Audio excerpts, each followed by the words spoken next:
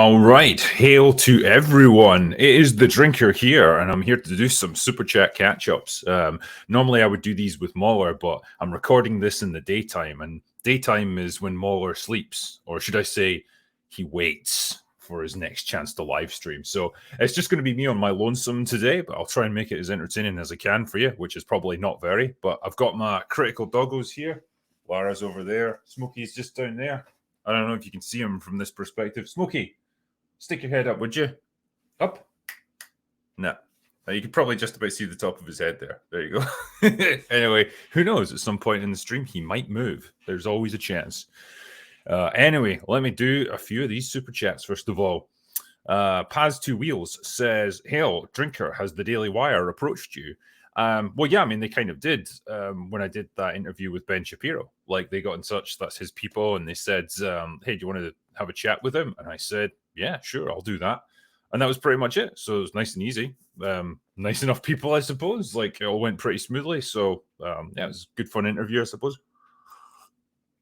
But yeah, like, they haven't come to me and said, hey, we want to make movies with you or anything like that.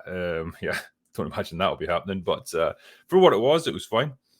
Alejandro Angel says, you want to get nuts? Let's get nuts. That's Disney. They have gone extremely nuts. Yeah, I think they took it literally.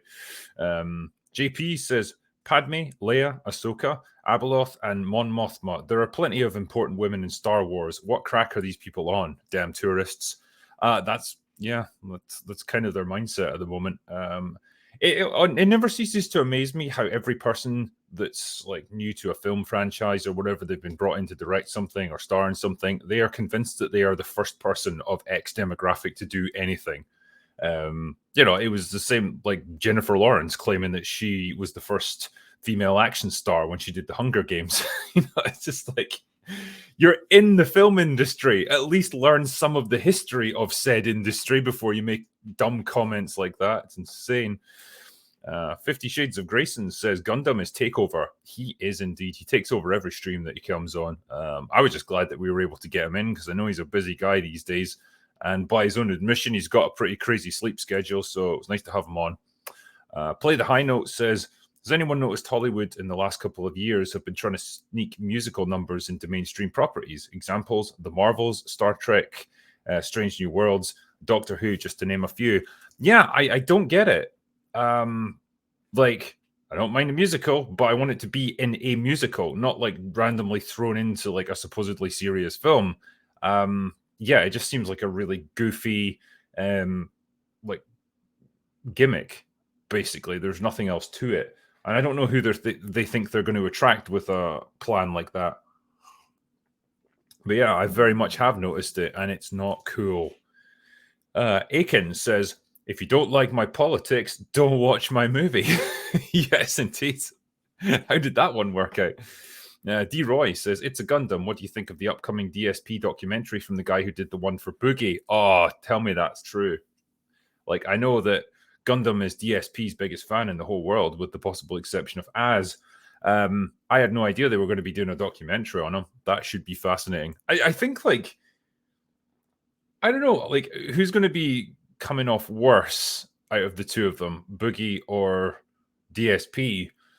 Because I feel like DSP's biggest crime is that he's just a shameless grifter, whereas Boogie seems like a genuinely tragic, horrifying individual. Like, that documentary, man, his life just seemed terrible. I think with DSP, it's just like, yeah, how can I bilk more money out of people, pretty much? But yeah, we'll wait and see, I suppose. Andrew Monpetit says, notice the Star Wars director didn't say that being a director and telling great stories is her greatest asset. Yes, it's quite telling that, really, isn't it? But hey, who needs great stories when you've got activism? Michael Kravith says, I want to make the men who watch my films uncomfortable. Both of them. Yeah. I honestly, at this point, because it seems like the movie's still relatively early in the production cycle, they're not due to go into production until autumn. A lot can change in that time, and I'd be willing to bet that the senior leadership at Lucasfilm is probably going to change in that time, because I think, correct me if I'm wrong, that Kathleen Kennedy's contract runs out in August and she's not pushing to renew it, and so she won't be in charge of Lucasfilm when this supposedly goes into production, and I wouldn't be entirely surprised if they just quietly cancel it. But we will wait and see. Plenty of other movies have been announced and then cancelled, so who knows what can come of it. But they must know. They must have done some kind of like cost to benefit analysis of this, whether or not it's likely to succeed. And I would be very surprised if it suggested this movie's got any chance of making money. Realistic Delinquent says, Muller, please consider inviting Lumar on EFAP to discuss his video, The Sympathetic Strawman, a review of the accidental heroism of Walker and Lamar. All right, pass that one on, man. Timmy04, still can't believe Chris Stuckman said that Last Jedi is a great tribute to Carrie Fisher. Like, excuse me? I know, it's crazy, right? Because Chris Stuckman is normally the source of all good takes on movies. Yeah, man, like we said before, the guy will just shill for the Hollywood establishment with absolutely zero shame. He is more than happy to cozy up to anyone who he thinks can help his directorial career, which I'm sure will be stellar. Yeah, I guess that's the price of your self-respect. Piotr says, seeing those activists in Hollywood, shouldn't they form their parties if they find their cause right? That's not a place to do that in the business. Right, so is it like, should they all congregate together? Should they all become political activists instead? Yeah, that's a good point, actually. Should they just be involved in political activism instead of Hollywood? Yeah, but Hollywood's a quick and dirty way to get your message out there, isn't it? Because you've got a platform.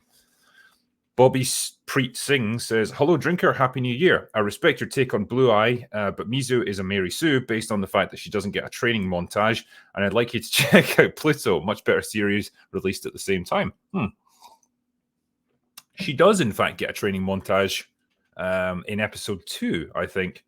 And you get to see her, which is quite an interesting facet of her character. She's spent her whole life walking around with lead weights attached to her ankles and wrists, you know, to increase her muscle strength and so on, so that when she gets into combat, she takes them off and becomes a lot more quick and agile and strong, which I thought was a neat little thing. Obviously, it's completely unrealistic, but it just does something to try and address the fact that she's a woman and therefore she's at a physical disadvantage. She does everything in her power to try and offset that disadvantage, which I think is neat. It's nice to see it acknowledged, at least.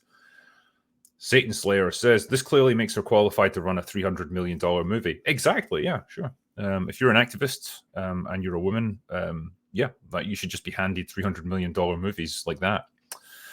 Death Judas says, about Charmine, I have to ask, is she a new woman or a dinosaur? The old woman, to quote Ricky Gervais. Brutal.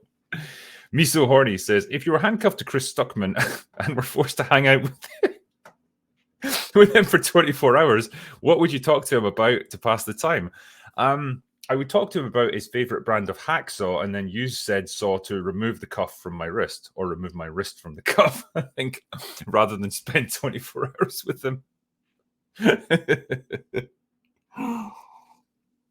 I mean, honestly, I guess if we were able to have a frank and honest conversation behind closed doors, even so that, like, you know, it doesn't become public and all that, I would just be curious to ask him, like, do you actually believe this stuff? Like, when you're praising absolute garbage movies and refusing to critique them, do you actually believe that they're good, or are you just saying it because you think it's going to help your career? And if so, like, really, why? But yeah, I just don't think he would give me an answer anyway. 50 Shades of Grayson, that's no moon. It's a Machiavellian Muslim monster. 3M for short. Nice. Marine V-Lad says, Drinker, how did you start out writing as an author and how did you pursue it? If another open bar you mentioned, I can listen to that too. Yeah, I mean, it's a question that comes up quite a lot, so I don't know which open bars I've addressed it in specifically, but yeah, I mean, I went down the traditional publishing route and I was lucky enough to be successful at it. Like, it's getting increasingly difficult now because everyone wants to be an author, and self-publishing makes it even more accessible.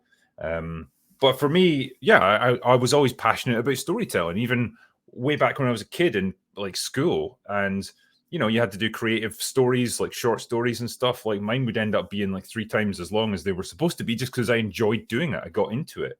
And that you know, passion for storytelling eventually came out as, hey, maybe I should try and parlay this into actually writing a novel. Like, I keep thinking of reasons why I shouldn't do it. Like, I'm not good enough. I can never put in the time and effort to do something like that. eventually just decided to give it a go, and it was good enough to get me an agent and eventually a publishing deal with a publishing house over here in the UK. It was just a branch of Random House, I think. And then that led to other deals in like Germany and North America and other places, and it gradually, went on from there. But like the hard part is just getting that initial momentum going. To find an agent is incredibly difficult these days, and this was like 10 years ago when I was doing it, so it's even worse now. But it was important to me. It was something I really wanted to pursue, and I was lucky enough that I was halfway decent at it, so I was able to make an okay living from it. And then YouTube came along and kind of put a whole different spin on things, so that's been fun too. Andrew Monpetit says that Star Wars director saying she likes to scare men and manipulate them to her advantage is dangerous and psychotic. Yeah, I mean, as we said, I've said this in a subsequent video. When she was given that interview, it was on Pakistani television, and it was referencing the documentaries that she'd made about honor killings in Pakistan, which is a horrific practice. When she talks about making men uncomfortable, it was more a reference to those kinds of men. She was trying to shine a light on, I guess, what they do and what they consider to be acceptable, and maybe show that, hey, this really isn't. And if you look at it from this perspective, maybe it will get you to change your worldview. I don't think she was necessarily saying, I want like Western men who are already quite accepting broadly of women's rights and so on to feel uncomfortable. That wasn't quite her intention, but that sort of thing just gets associated, I suppose, and it seems to have become attached to her work on Star Wars now, and it's a difficult cycle to break. And yeah, it's probably not the sort of thing you want to be saying publicly, I suppose, because it's always going to get misconstrued. Excuse me. J. Cant Roots says, selecting a woman with her experience in a film to direct a Star Wars movie is like if they would have given The Hobbit to Michael Moore. Kind of, yeah. She may be a fantastic documentary filmmaker. I don't want to take that away from her, but that does not qualify you to make a Star Wars movie. They are not the same thing. So yeah, it does feel a bit like she was picked by Kathleen Kennedy because she said the right things. Brendo Fire says, can you do a review of the new Mickey Mouse horror when it comes out? Yeah, so now that Steamboat Willie's public domain, people are having all kinds of fun with that. So need to take a look. Slaglust says, Gundon, did you hear Pokemon say she would pay more attention to you if you went on Camelot's stream and did a naked snake? Well, we'll pass that on to Gundam and see if he'll do it. Yeah, it was great fun to do that on Camelot's stream. I don't have the mighty pecs that he does that he can bounce up and down. So yeah, I just had to sit there and smile. It was fun anyway. Stephen Hernandez says, I heard on your last catch-up stream that you started Attack on Titan. The show has some of the best twists of all time, in my opinion. Were you able to avoid spoilers for the panel favorites movie or TV show twists? So, yeah, I've avoided spoilers so far. People have been really good, actually. They've just recommended the show to me, said it's really good. And it has been so far. Like, damn, man, I've said this before, like, it's so addictive. Every episode ends on some kind of cliffhanger. It really feels like it's all part of this grand narrative. The characters are interesting, and it's brutal in the way people get killed. Like, there's no real protection for anyone. And early on, when I thought I thought Jaeger had bit the dust, and I was like, damn, man, this show's not fucking around. But it takes it in a whole different direction, which, again, I did not see coming. But yeah, good stuff. I have no idea how many seasons there are. Like, I'm still on season 1, but blasting through it pretty quickly. 50 Shades of Grayson says, they'll make Rey a martyr, guaranteed. Oh, yeah. She'll be like the patron saint of Star Wars at this point. David Anderson says, Mauler, you in theory are more qualified than this woman to direct a Star Wars movie. I mean, I think that is actually true. They literally are. They know more about Star Wars than she ever will. And they probably know more about filmmaking than she does. Marine Lad says, on movies, thoughts on iClone and 2006, the movies? I've got none, I'm afraid. I don't know. Barry Francis says, the new hero in the Star Wars film should be a boy with the broom at the end of The Last Jedi. Yeah, why not? Why not, indeed? Porch says, given Obaid Chinoy's background, it's difficult to not assume she's going to project hatred of Pakistani men onto the entire Star Wars audience via this film. I sincerely hope that she isn't that foolish. I mean, I hope so too. Like, my hope would be that she just focuses on telling a good story, if that's even possible, given the subject matter. Yeah, I mean, she said in an interview that she brings her activism into everything that she makes, whether it's subtle or whether it's overt, which doesn't exactly fill me with joy there. Because if there's one thing Star Wars needs, it's more activism. Justin Bruce says, if I won the lottery tomorrow, I'd hire the most talented writers in the world and make a half-decent movie co-starring Daisy Ridley and Brie Larson. Yeah, it can be done, I'm sure. Mo Zizlak says, Ridley always has a backup career as a screen for a projector. Massive fucking forehead. That's brutal, man. DLA Graphical says, the demise of The Willow Show is even funnier if you've seen Life's Too Short, a mockumentary about Warwick Davis struggling as it has been trying to get work when no one's heard of the Willow movie. Yeah. I was in the Willow TV show. Wait, what's that? Oh, we've got no evidence that it even existed at this point. Because, like I said the other night, I don't think there's even physical media for it. I don't think they got around to producing Blu-rays or anything. So, damn, it's like the show literally never existed. Jacob McQuaid says, favorite Mobile Suit and Gundam series. Just finished 0079 and was surprised at how well it held up after 40 years. Wow. Yeah, I'm afraid I know as much about Gundam suits as I know about crochet needling. I'm afraid. Sorry. Troy Mansour says, if they go super cheap with the next Rey movie, is there any chance they'll make money off it? Keep it below 50 to 75 million? I think probably, yeah. Like, if it was that cheap, you'd only have to make, I don't know, 200 million to break even. Like, any Star Wars movie can manage that. It's not that dead as a brand that, like, literally no one would see it. But you cannot make a $300 million, like, Dial of Destiny style movie and expect to break even with that. The interest just isn't there. Cyberjar says, wasn't Star Wars shaped by Marcia Lucas? New Hope wouldn't have worked without her input. I didn't think promoting women today meant forgetting important and talented women from the past.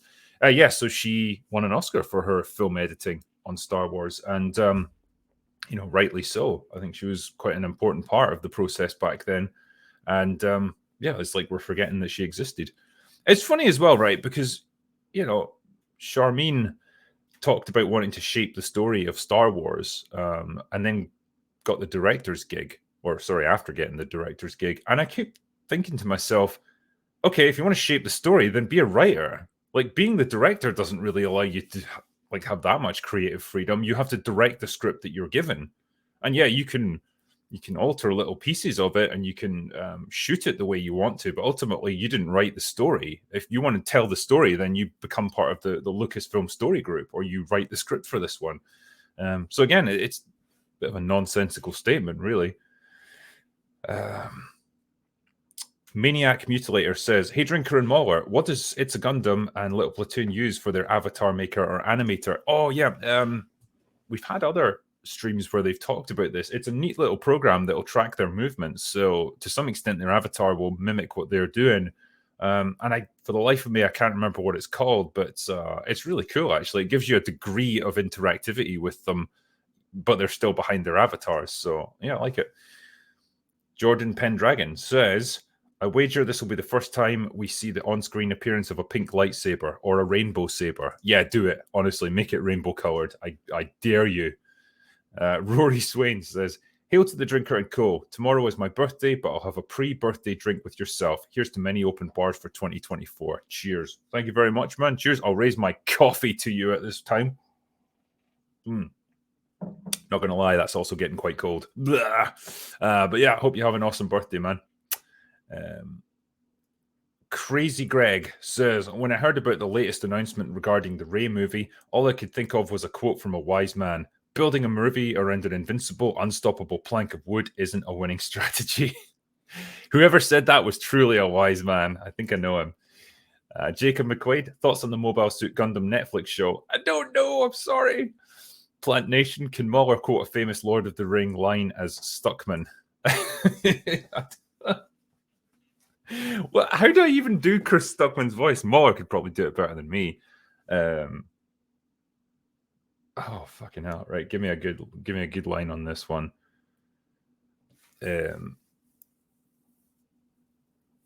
Yeah, it's gonna have to be Boromir. So one does not simply walk into Mordor. That's the best I got for you.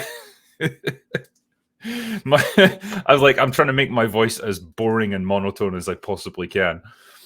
Vimorain says, how is it with the last Star Wars trilogy budget to box office ratio? Were any of them legit flops? I know following series was pretty much all, but how is it with the last trilogy, and what are predictions for the movie and series? So I think what you're referring to is the Disney Star Wars series, and the only one that I think you could point to as a legit full-on flop would have been Solo. As for the final one, The Rise of Skywalker, so that cleared just over $1 billion, which sounds fantastic, but I think the movie cost well over $300 million to make. So let me just check budget. Right, Rise of Skywalker. Oh, good Lord. Okay.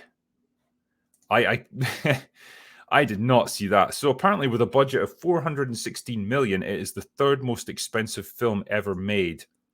So if you apply the 3 times multiplier to it, which is what you generally do as a rule of thumb, say 400 million, it would have had to make 1.2 billion in order to break even.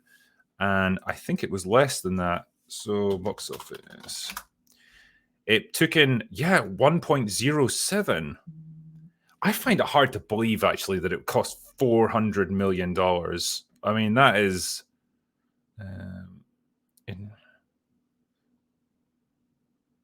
Okay. Yeah, I'm getting different predictions here, but like if I go by like IMDb and Wikipedia, it says 416 million and box office 1.07. So if that is true, it probably failed to break even, which is shocking. Like there's no way that a movie should cost that much. Obviously Force Awakens turned a profit. TLJ probably did. It was like 1.3 billion. So still a hell of a good haul. Let me just check, actually. Yeah, so 1.34, and it was done on a budget of 300, so that was fine. But yeah, Rise of Skywalker, that sounds disastrous. Sunny Close says, single scenes that ruined whole movies. Amy Adams saying, measuring dicks in A Man of Steel had me cringe for the rest of the movie. Oh yeah, we did this one on stream the other night. Also, the death of Mace Windu was staged so tragically that the rest of the movie was ruined for me. Yeah, just seen him get electrocuted and then flung out a window. I talked about the Palpatine just screaming, unlimited power! It was pretty cringe. Razio Van Vale says, Drinker, you should try to get Star Wars Theory and Tyrone Magnus on here soon. Yeah, I've had Tyrone on loads of times. And Star Wars Theory, yeah, he and I have talked, and he's open to coming on Open Bar. I guess I wanted to wait until we had something Star Wars related to really cover with him. So probably the next thing would be The Acolyte. So when that comes out, we'll hopefully bring him on. We can have a chat about it, see how he finds it. Sam Wallace Art says, hey, Samuel L. Jackson was stoic and ruminating in Unbreakable, and he was great. Not to mention any Nick Fury scene. Don't surrender stoic to bad directors. Yeah, I suppose he was in Unbreakable. He wasn't stoic so much as he was just a reserved character. You know, he wasn't partly because of his condition. He's, crippled. So he can't be like a physical force. But yeah, he can do roles like that, I suppose. It just doesn't seem to be his natural tendency as an actor. Hayden75 says, Henry Cavill is a fan of 40k, so there's hope. Then I saw somebody in chat mention that who actually owns Warhammer 40k. Will Games Workshop do their best to make it lame and gay? We'll wait and see, I suppose. I mean, if he's got creative control, then he should be able to safeguard against it, but we'll see. Thrillhouse says, Open Bar closed out 2023 by swapping co-host Mauler for Gay Mauler. Very woke. Sorry, mate. It took me all week to think of that joke. Cheers. Well, it was worth the wait, so well done. Easy E says, faithful adaptations of anime are great, but Dragon Ball Evolution was so bad the artist came out of retirement to save its legacy. Absolute legend. That is fucking cool, actually. Got to respect that. Type Zero says, so if we use Echo's logic, Metal would draw on his German and get an attack bonus against Jews. Oof. Dark Hierophant says Echo has the powers of the Brave Star 80s cartoon. I guess so. The Gourd King, instead of a Batcave, does she use an echo chamber? Ooh, yeah. Let's just go with that. Malt Krug says a blind and deaf musician plays a gig. The blind one asks, "Did they dance? Do they dance already?" The deaf one, "Do we play already?" Stephen Erasmus says, if she's deaf, instead of a bat cave, does she have a vibration chamber? Yeah, like as we were saying, I think the echo chamber sounds good to me. Ginger Adventure, Drinker Muller. Think reaction channels will discover good cinema and go back to storytelling roots, or is the level of entertainment so bad that people can't distinguish between good and bad movies? It seems like it's getting that way, yeah, particularly with the big mainstream stuff that people, I guess, want to hear about. Yeah, it depends on the format of the reaction channel. Like, people are going to enjoy watching you tear apart a bad movie. Like, it's human nature. So yeah, it just depends if they want to be super positive or if they want to just have fun with it and make fun of stuff. I guess depends on where we end up. But I think the ability to distinguish good movies is getting more and more difficult for people because we get so many bad ones. Evil Zombie Toe says Critical Doggo arrived earlier this weekend and now is pride of place on my dashboard. Excellent. Remember to strap him in so that he's nice and safe. Warwick Dwarner says it will echo through the emptiness of the schedule. I can't wait. It's like tomorrow, I think it comes out now. Escrafrea says, first time catching Open Bar live. Thank you all for the hard work and entertainment you've given. Drinker, if you're interested in good anime to check out, I recommend Black Lagoon. Thank you very much and appreciate the support. I'll take that recommendation. Snex says, Echo isn't the first handicapped hero. Look up The Crippled Masters, a 1982 film about two kung fu masters, one with no arms and the other with no legs. Wow. Talk about a disadvantage. The Hidden Duck says, Drinker, what's your favorite Resident Evil fight? All games count. Oh, okay. Resident Evil fight.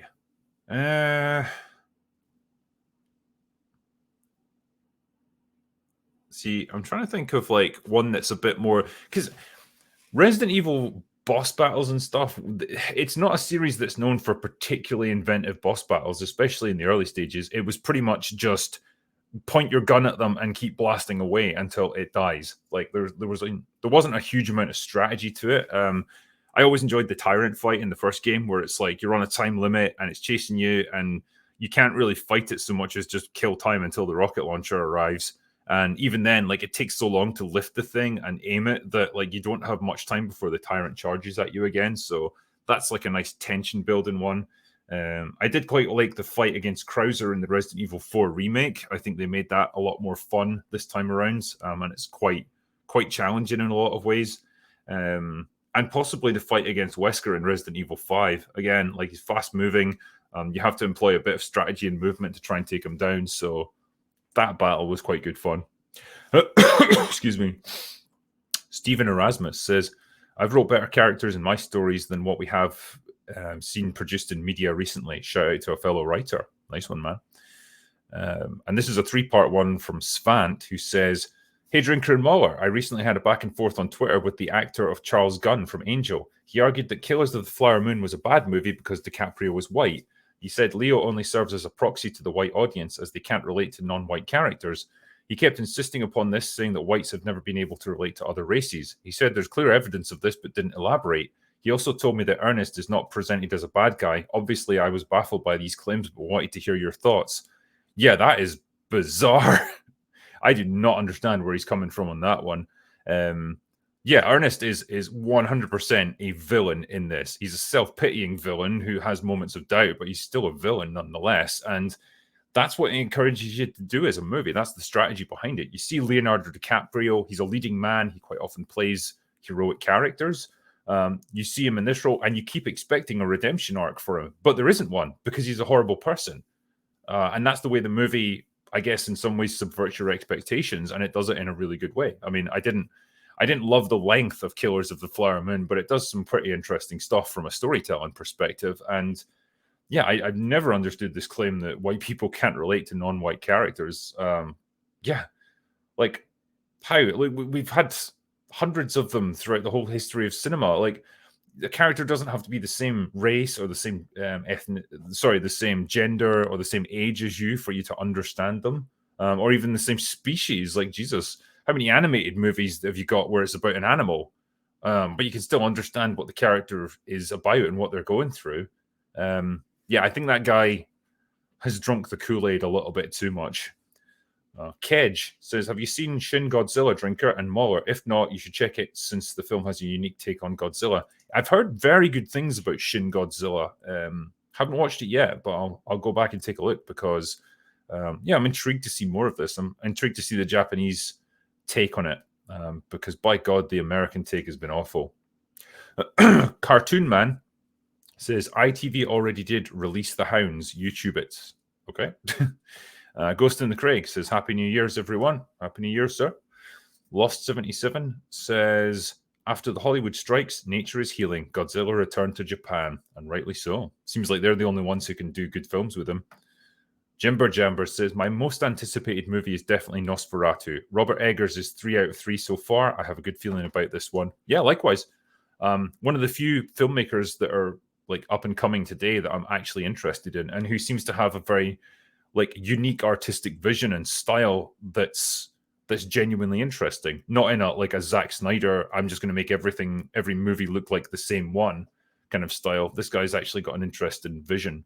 Yeah, I'll be interested to watch Nosferatu. Marcus says, while X-Men First Class was far from perfect, I think they really nailed Xavier and Eric's relationship. McAvoy and Fassbender did the characters justice. Yeah, I mean, 2 great actors, so no complaints there, I suppose. But yeah, the sort of flashback X-Men movies, I was never a huge fan of them in general. I think Fassbender was probably the best thing to come out of them. Average Value Male says, do you think we'll ever see a conventionally masculine character that doesn't have to be saved or schooled by his female co-star? Yeah, I mean, you still get them. It's just that they're not going through a strong period in mainstream movies at the moment because they're so focused on female empowerment. And they seem to have missed the point that you can have strong male and female characters. They don't have to cancel each other out or beat each other. But yeah, they'll eventually come round, I should imagine. It's just a question of how much money they're going to lose in the meantime. Darkoon, this is a 3-parter as well, so let's take a while. My recommendation of 2023 is a movie most people missed, so hope it might get some recommendation on YouTube. Pathan is an action film that for that genre does everything just right. The action is just nuts. The men are men, women are women, and the villains are motivated but still evil. Even the one Bollywood dance scene works fine in context and features a female lead that you won't mind. Nice. Since it's on streaming now, I hope it will get some reviews and recommendations. It's another perfect case of Hollywood, excuse me, getting beaten at something they once were the best at, this time by India. Yeah, I'd definitely be up for watching more like Bollywood-style movies. Can't exactly let my journey stop at RRR. I need more. So Pathan, and apologies if I mispronounced it, but it's Pathaan. I'll give it a look. Kedge64, since Steamboat Willie Mickey is now public domain, I hope DreamWorks uses that Mickey as the main villain for Shrek 5. That'd be amazing. Miss Maria says, anyone doing Steamboat Willie stuff? Well, apparently lots of people are. I'm not like making a video on it or anything, but it'd be interesting to see what comes out of it. The Burke says, I have a prediction for 2024. There'll be a minor movie with a budget of less than 20 million that'll have bugger all advertising, will spread by word of mouth, and everyone will love it. From Japan. Well, I'd happily see that happen again. Tomato Truck says, greetings all. I'm thinking maybe Zack Snyder wants to show everyone what it's like having cataracts or something. So happy I was able to catch you all. Excellent, man, and thank you. And yeah, I blame probably his DP on this. I think it's the same guy who worked on Army of the Dead, which probably explains the terrible lack of focus. Because we never had this problem in older Zack Snyder movies. For all their other visual problems, they weren't out of focus. So this was a definite creative choice by the director of photography, and by God, it was a bad one. Randy Slicker says, Joker needs a sequel where he's a sad old man drinking blue milk and is replaced by a woman. Oh yeah, he'll get there. Give him time. Pete says, we might get season 2 of Velma this year. Apparently so, because seasons 1 and 2 were basically all just one production and they split it up into seasons. That one Ginger Draven says, When these creators come out with another first of this race or sex for this role, I can't help but think of Jeb Bush clip. Please clap. Yeah, please clap, everyone. It'd be nice to go 1 week without being reminded that Star Wars is dead. Yeah, I don't know what that actress's name was, right? But it was like they were at Star Wars Celebration and they were talking about The Acolyte, and she was one of the stars of it. And her opening gambit was pretty much, I'm a woman and this is like a female empowerment show. And then she pauses for a good few seconds and then a few people start to clap and she's like, yes, clap for me. And I just thought, damn, like you're literally just saying what you think people want to hear at this stage. That's all you've got, isn't it? It's really pathetic. OMG Puppies said The Martian is based on a great book that was an Amazon self-publishing success. Its author gave a talk at NASA and said Ready Player One was good, and it also became a movie that I enjoyed. Yeah, The Martian was, really good, fun movie. It was probably the last Ridley Scott film that I really liked. Pretty decent, and by all accounts, the book's just as good. Brian Burrows says Twister 2, testicular torsion. Ooh, let's do it. TL says, let's not forget we're also getting a Roadhouse 2. Yeah, God. That should never be remade. Normie says, Disney Marvel has a deaf, one-legged indigenous hero, but where is the deaf, blind, no-legged, trans, non-binary person of color hero? Do better, bigots. I know, right? I mean, there's always further that you can go with this stuff. We've got so much further to go. Cyberhunk says, engineer design shouldn't have changed from Alien. It really shouldn't. Wait, what are you doing over there? I'm watching you. Yeah, you're making all kinds of weird noises. Anyway, yeah, I caught the doggo in the act. There's another one there. Hey, Smokey, how's it going? Anyway, sorry about that. I digress. The engineer design was just boring as fuck. I never wanted to see more about the engineers. That's the thing. I was more content with the mystery of the space jockey rather than seeing the actual crap beneath it. Goob says, in preparation for the EFAP War arc, I watched Season of the Witch. I now demand a Nick Cage EFAP movie arc. Con Air, Face Off, Bad Lieutenant, The Rock, so much Kino to choose from. Absolutely. Nick Cage is a true source of Kino, and I would happily partake in that. Lost 77 says, Zack Snyder for Aliens movie director. Hear me out. You won't see very much of the aliens due to everything being blurry and dark. Yeah, maybe that could work to their advantage. OMG Puppies says, the 4 Alien movies have 4 completely different directors. Scott, Cameron, Fincher, Jeunet. Jeunette's unique style, City of Lost Children, was a strange choice for sci-fi. It really was, especially if you go from Aliens to that. And you can see, because he's used a lot of the same cast that he used from City of Lost Children. Not convinced that he was the guy for that movie. In fact, that movie just shouldn't have got made. Kind of the same with Alien 3, actually. And I know David Fincher got shafted, and I don't blame him for it. I just think the script was shit, and the concept was terrible. Excuse. Patrick AOT fan says, how are you liking Attack on Titan, Drinker? What season are you on, and what's your favorite character? I'm still on season 1 at the moment, so I suspect there's more characters that are going to get added as we go. But obviously the main guy, Jaeger, is great fun. I like he's just hooked up with the Scout Regiment, right? So they're getting ready to go out into Wall Maria, and he's going to go in Titan form, and he's paired up with this scientist girl who's just an absolute lunatic. She fucking loves science to the point where she's got this wild look in her eyes every time she's talking about it. So I do quite like her. It'd be interesting to see how long she's going to be in it for. And Mika-san is obviously pretty fucking awesome too. Like, when you get a little bit of the backstory between them and you see why she's such a protector for him, it's really cool. Star Trekker says, it's not even Rey's fault we don't like her in Star Wars. It's the writers, producers, and KK's fault. Back to important matters. Why did you send me a faulty dog? The only trick he knows is roll over and continue drinking. I know, I'm sorry about that, but to be fair, he's really good at it. Speaking of which, what tricks can you do, eh? You're just going to wander about? Yeah. She knows something's going on. She's on the alert. Anyway, I'll finish these up. Gwentendo says, remember, guys, Joss Whedon wrote Alien Resurrection. Yay. Go, Josh. Chris Nicholson says, one small thing the Star Wars sequels should have done is cast Oscar Isaac as Finn and John Boyega as Poe. Boyega is more suited to the cocky ace pilot, and Isaac has a dark edge that Finn needed.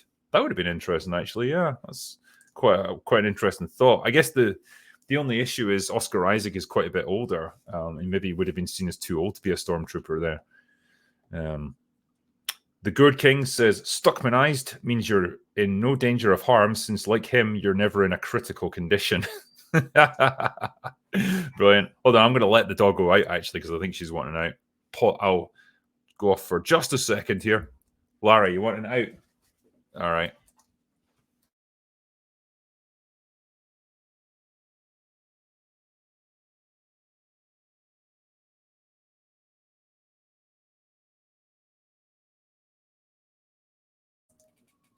Yeah, sometimes the doggos get the urge to leave the room, in which case it's best to let them out because you never know if they're suddenly going to pee on the floor. Believe me, it's happened.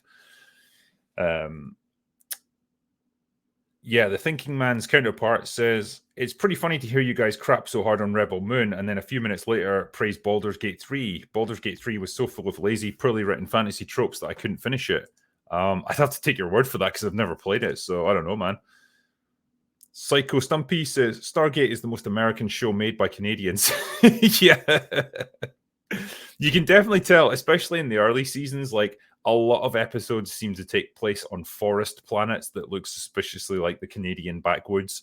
I guess the budget wasn't quite there at the time, but yeah, it definitely got better with that. General Slim says, Happy New Year to all. Keep up the good work. Thank you, man. Ray Glandening says, the farce is female, and what a farce it is indeed. The Neil says, Iger, KK, and Feige, the holy shrinity of poor corporate governance. What a flaming pile of ass. Yep, not going to lie there. One day they're going to write books about those guys and the horrendous mismanagement of some of the biggest properties in entertainment history. Rupert112 says, a funny skit would be a Kathleen Kennedy Milton from the Office space swap. Office space swap. Where KK got fired years ago, but she kept showing up and nobody at Disney knows anything or how to fix it. Yeah, that'd be pretty good. T. Neil says, the 310 to Yuma remake was surprisingly decent. Yeah, I agree. I thought it was okay. Casey Boyd says, glad to hear you're enjoying Attack on Titan, Drinker. The creator consulted an engineer for designing the ODM gear. Crazy, right? Consulting a professional. She-Hulk writers could learn from this. I know, right? Imagine speaking to a lawyer about a legal show.